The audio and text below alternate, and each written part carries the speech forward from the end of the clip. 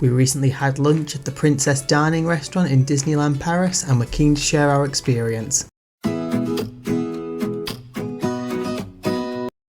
Hi everyone, it's Adam from Disney.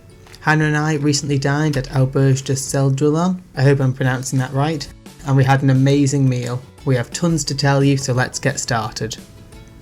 Situated in Fantasyland, Auberge De Cendrillon, or Cinderella's Inn, is a table service character meat restaurant that's been around since the park first opened. This restaurant is highly themed and, as you would expect, serves fine French cuisine. This was my first time eating here and it won't be my last. Let's start with theming. The theming and the decor here is spectacular. The entrance and the outside building is well themed to the wider land, but when you step inside you're transported into a medieval banquet hall with stone archways, house flags and stained glass windows to provide a real royal theme for a special meal.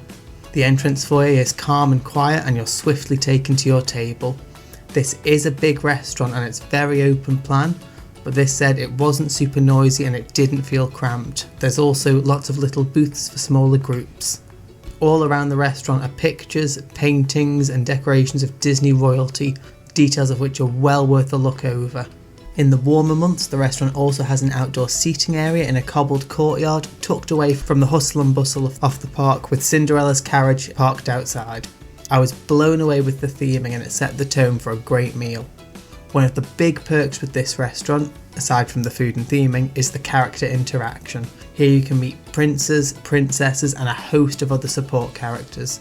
These do change, but on our visit we met Cinderella, Aurora, Princess Merida, as well as Perla and Susie, Cinderella's mice friends. The interactions were a nice length of time and we got to take a few pictures with each of them. Next we'll cover the menu. This is a fixed price set 3-course meal, which is €95 for adults or €115 with wine, and €50 for children from 3 to 11. This doesn't include a soft drink, which is extra. We opted for the 3 courses with wine, as for an extra €20 to get a glass of wine with each course, one of which was champagne, we felt was really worth it.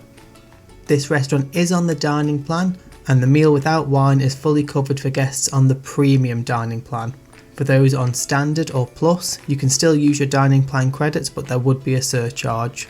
Although this isn't a cheap meal by any means, we did feel it was good value overall as a treat, though we would have liked a soft drink to have been included at this price point. We started with an amuse-bouche, which was a mini cheese madeleine, which was lovely, as well as the bread course with some nice French butter. This was a nice little bite to settle us in whilst they brought the wine. For starter, I went for the duck, pear and chestnut pâté en croûte with a fig and mustard chutney, which was amazing, and Hannah went for the pumpkin soup, which she also thought was great. On to mains, and I decided to have something different to what I would usually get, so I went for the pan-fried turbot fillet in a champagne sauce with braised leeks and asparagus, and this was delicious. And whilst I don't usually choose fish as a main course, I was impressed and I'd definitely have it again. Hannah decided to try the pea and herb finger for something different, and although nice, it wasn't her favourite and it wasn't something she would get again. As we moved on to desserts, we both decided to try the Cinderella's dessert. We weren't sure exactly what to expect, but it was heavenly. Orange flavoured mascarpone cream on a cookie base with lovely dried fruits on top and a little white chocolate slipper with raspberry and passion fruit coulis. We both nearly licked our plates clean on this course and we would have this again in a second. This was also served with a glass of cold champagne, which was a lovely way to round off the meal. At the end of a great meal, we decided to have a look around at all the details and also go outside and have a look at the courtyard seating area.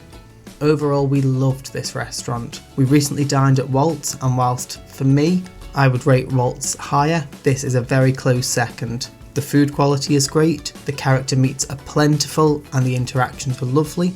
But I have to say the general service from the non-character cast members wasn't great. Asking for a jug of water seemed like a real inconvenience, and we just got the vibe that that cast member on the day just didn't want to be there. This said, we would definitely go back for sure, and if it's somewhere you haven't eaten before, it is one we recommend you try. Let's cover a few top tips on getting a reservation. Because this is a really popular restaurant, getting a reservation for this isn't always easy. As a reminder, if you're staying on Disney property, don't forget you can book your reservations within 12 months of your stay.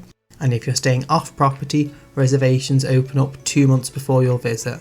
Keep checking the app if you can't get a reservation, as on our last trip we decided we were going to try more of the quick service meals rather than have table service meals. But when we actually opened up the app and had a look, we were able to grab this restaurant last minute, which was lucky. If you can't get a reservation and you are desperate to dine here, you can always try walking up into the restaurant. We hope you enjoyed this video and thank you for watching. If you like this content, please subscribe, give it a thumbs up and hit the notification button for more content. This is Adam, and until next time, Happy New Year and just keep swimming.